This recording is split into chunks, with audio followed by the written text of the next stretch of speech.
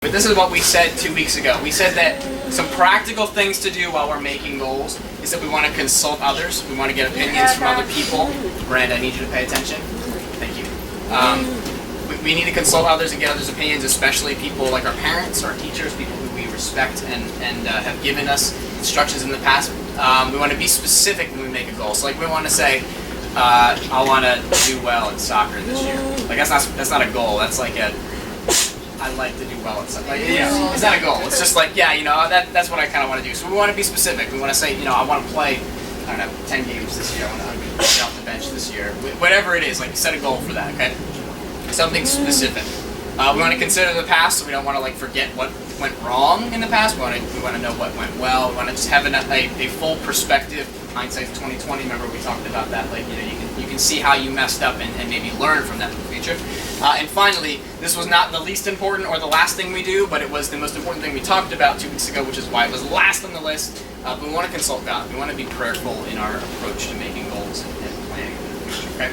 So that's what we talked about. Now, before I put anything out there for tonight's lesson, I want you guys to dialogue with me a little bit about this statement, because I kind of like to just like a Google search to see what people said about how to be successful and things like that. And the biggest thing that kept coming up was this quote, and you can probably finish it for me. The greatest enemy of success is...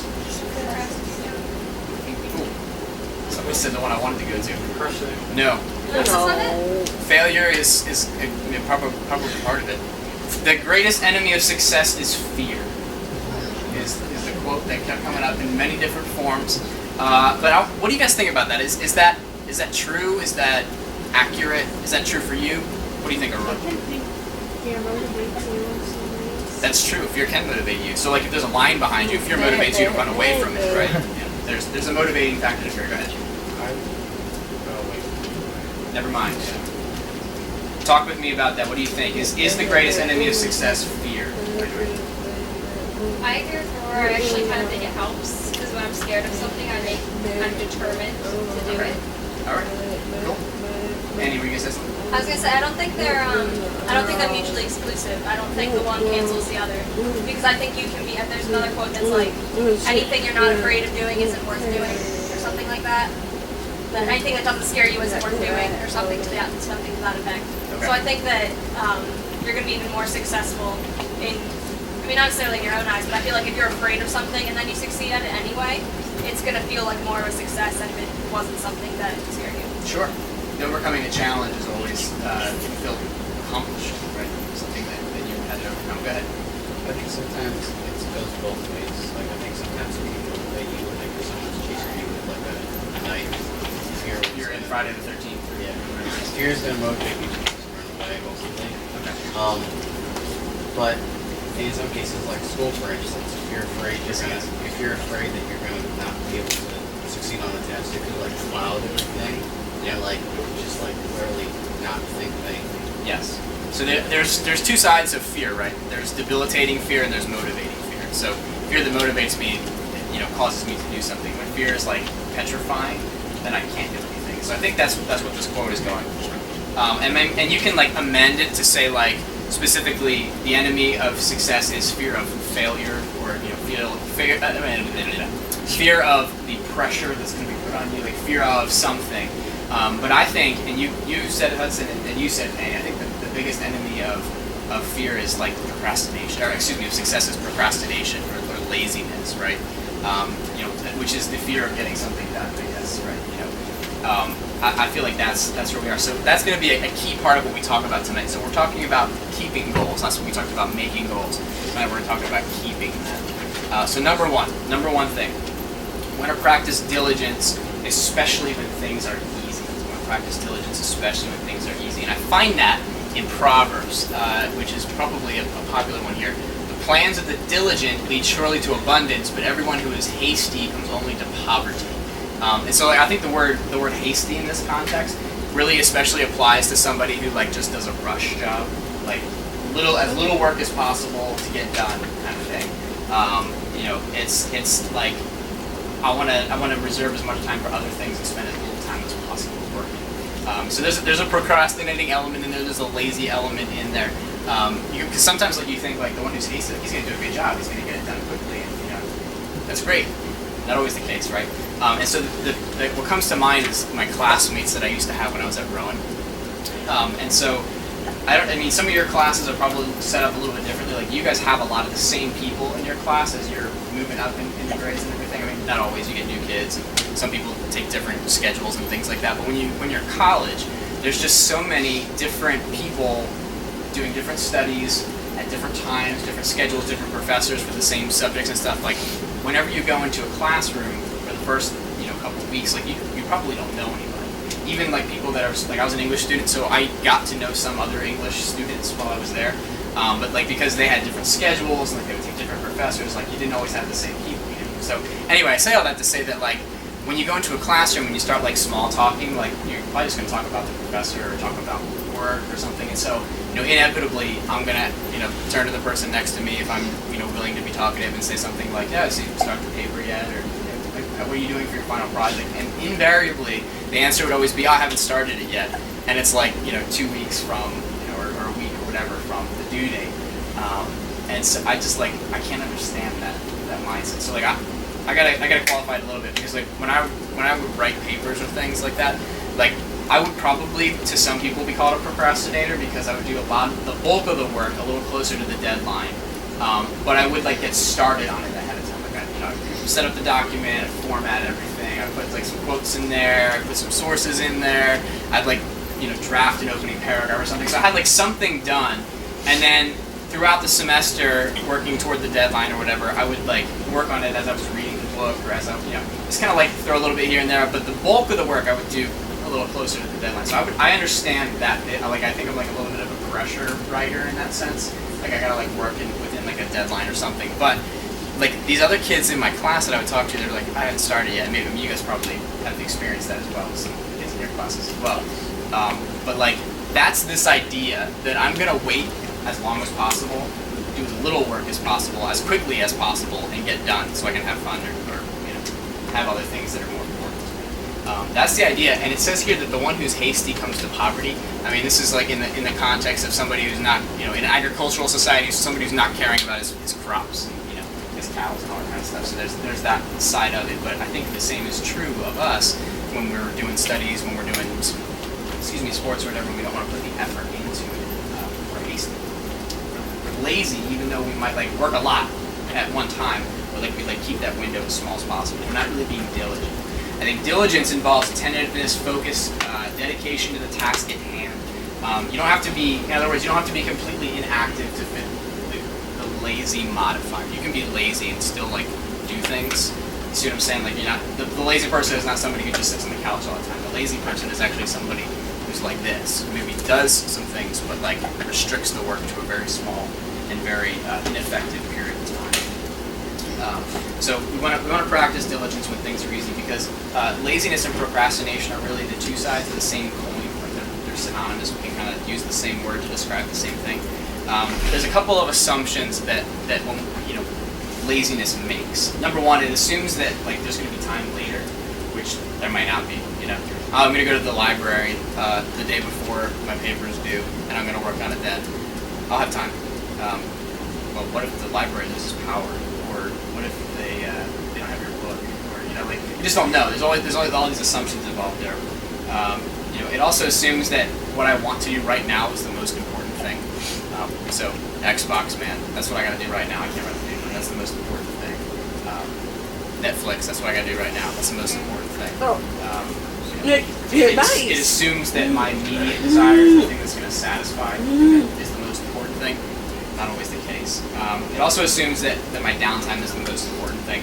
We'll talk a little bit more about downtime in a couple minutes, but downtime is dependent on other priorities, and we have to manage those things well. So there's a couple keys that we want to practice here. We talked about this one already in worship, and talked about it last week, and we'll talk about it again and again, right?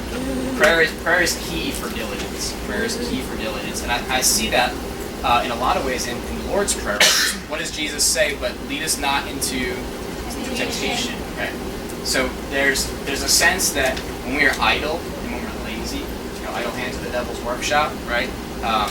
We got to protect ourselves. So if we want to be diligent and work hard, part of that is a prayerful consideration of what the Lord has for us and what He can protect us from.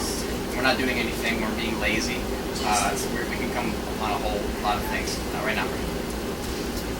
The other thing that we want to do is do. We want to be active. Okay? We want to be active and diligent and avoid future trouble this way. And I think there's a couple of really good passages we can look at. Another proverb here.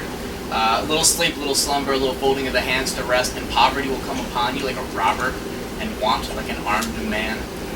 Again, not killing people for sleeping. Like, we need rest, right? But if we're sleeping all the time and not doing our tasks, not getting up on time, there's the analogy is that, poverty and ruin essentially is going to come upon us violently. But I like this one a little better. This is from Ecclesiastes. It says, through sloth the roof sinks in, and through indolence the house leaks. Do you guys know what indolence means? Anybody want to take a guess? Not right now. Anybody want to take a guess what indolence means?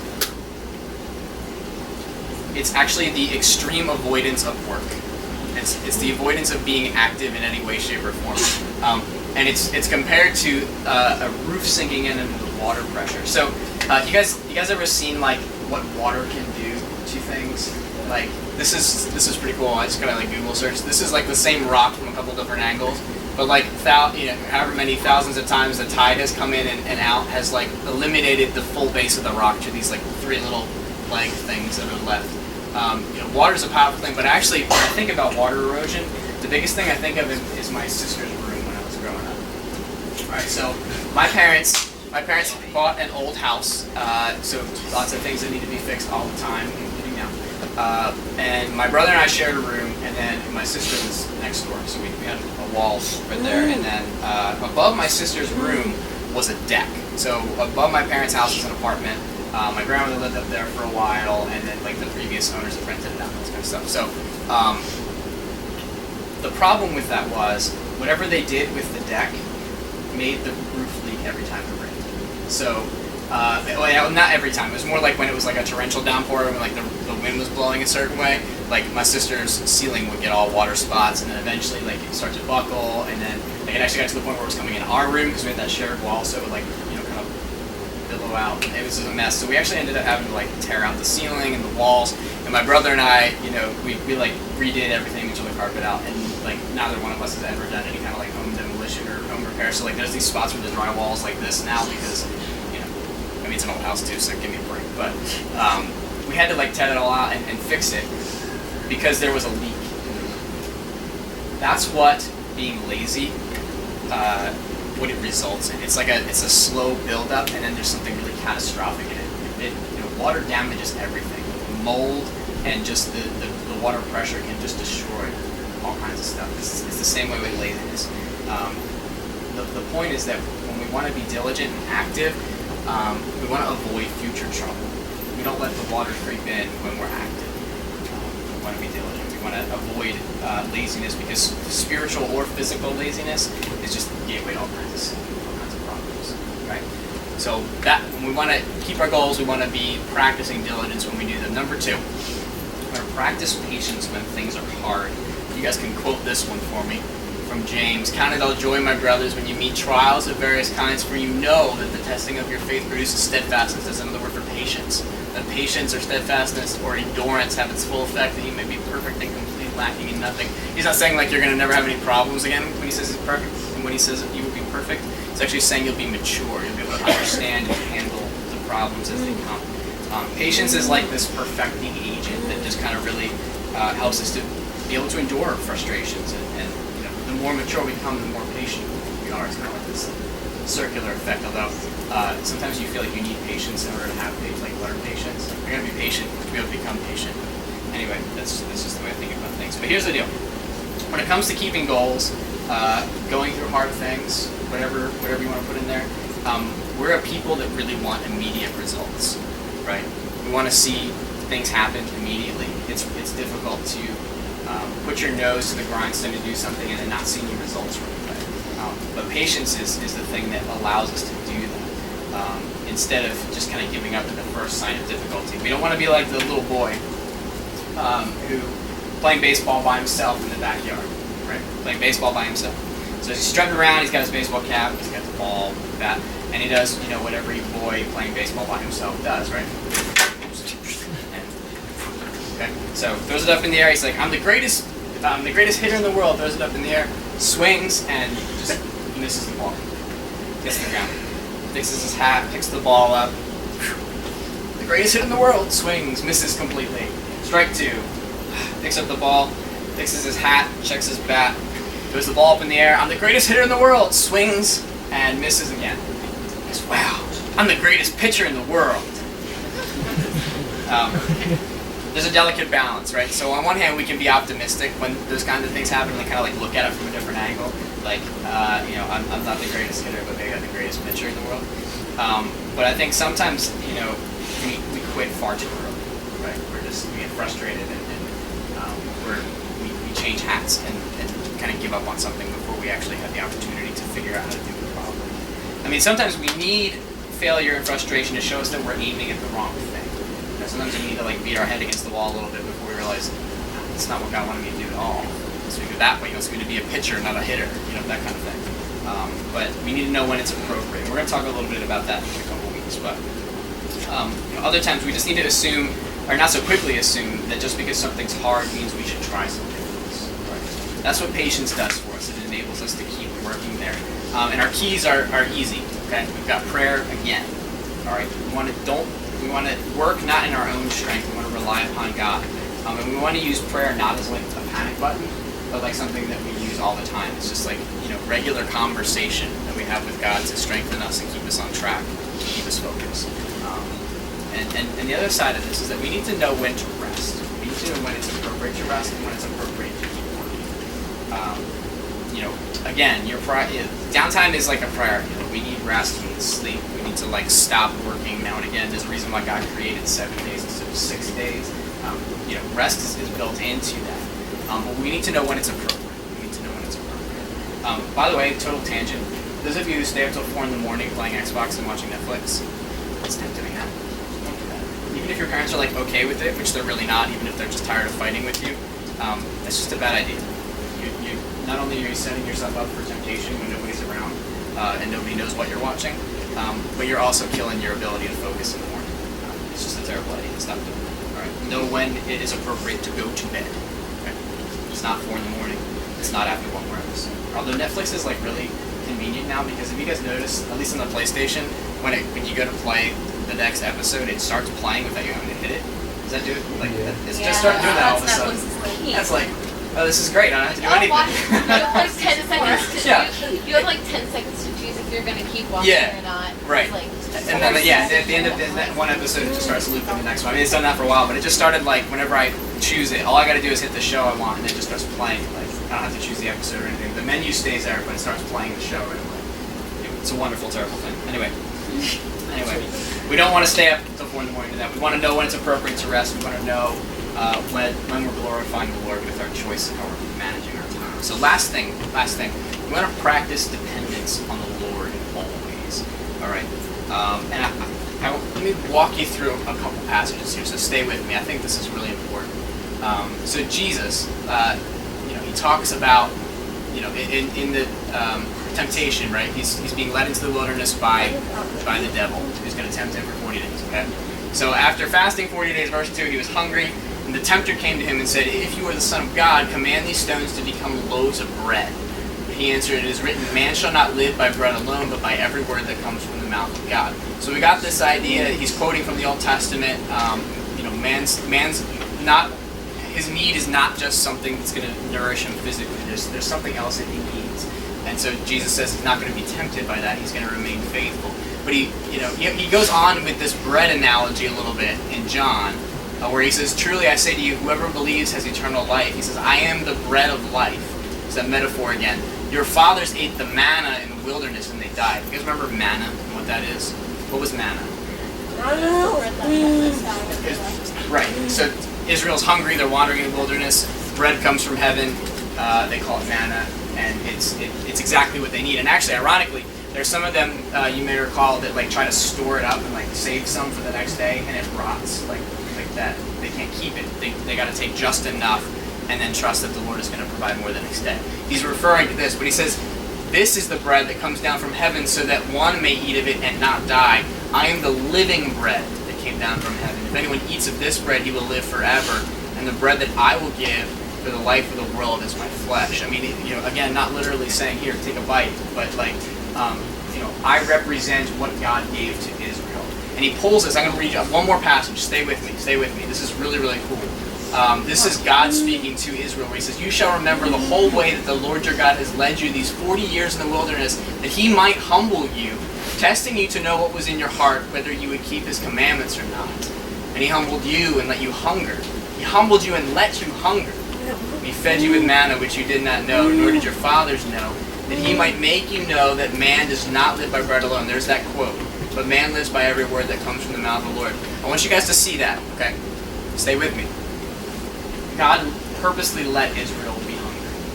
He purposely let them wander and be hungry because they did not want to depend on him at all, right? And so sometimes God does the same thing for us. Sometimes he wants us to feel our need so that we will be dependent upon him, okay? He does that today. But he promises, words of Jesus, I am the bread of life. The one who eats from this bread is not going to be hungry anymore. Our hunger is fully satisfied in Christ. But we still need to be fully dependent on him every day, the way the Israelites were in the wilderness. Does that make sense? Like, there's this metaphor that kind of circles around there, and it all kind of ties up in that concept. Jesus being the bread of life is not really just a metaphor for the fact that we need food to survive. It's really a metaphor for the fact that God, and Jesus specifically, provided for Israel in such a way that they had to learn how to be dependent on him. And we have to do the same thing. We have to do the same thing as his children. So let me ask the question. Just shout out some things for me. What is something that you are dependent on daily? Food. We got that one. Give me some more. Parents. Absolutely. Go ahead, shout it out. The sun coming up in the morning. I'm glad the sun does that every morning. That's great. More food. More food. Give me some more. The ozone layer. No more food. What was that? I said the ozone layer. The ozone layer. Yeah, because solar radiation is kind of a bad true thing. though. We gotta stop punching holes in it with our Seriously, carbon footprint and everything. Sunscreen Say- every day. Yes. Oxygen. Yes. I guess if Give me. Give me some more. Give me some more. My car. Oxygen. I got oxygen. My car. Clothing. My car. Tim relies on his car. Pizza. Yeah, we're straying from dependence into likes. Mattress. Yeah, I'm kind of dependent on my mattress. I wouldn't sleep very well. Wearing clothes. All of us are dependent upon you wearing clothes. All right, here's the deal. Here's the deal. How many of you, listen up. How many of you guys wake up in the morning and thank God for that list of things right away? Anybody? Any takers on that? Thank God for the ozone layer. Thank God for sunscreen. Here's the thing. A lot of those things we take for granted. Right? It's just food's gonna be on the table. The sun's gonna come up in the morning. I'm gonna have sunscreen that's gonna keep the sun off. Whatever. We don't consciously thank God for those things and depend on those things. We do the same thing with God Himself. Right? And Anna, you said oxygen, and I appreciate that one because you really need that one. But you're not often thinking I need oxygen unless you're deprived of, unless you're under the water or something And that's a lot of ways. Listen up. That's a lot of ways the way we are with God. We don't want to be unconsciously dependent upon Him. We want to be actively dependent on Him. Does that make sense? Maybe sometimes we struggle to know exactly how to do that.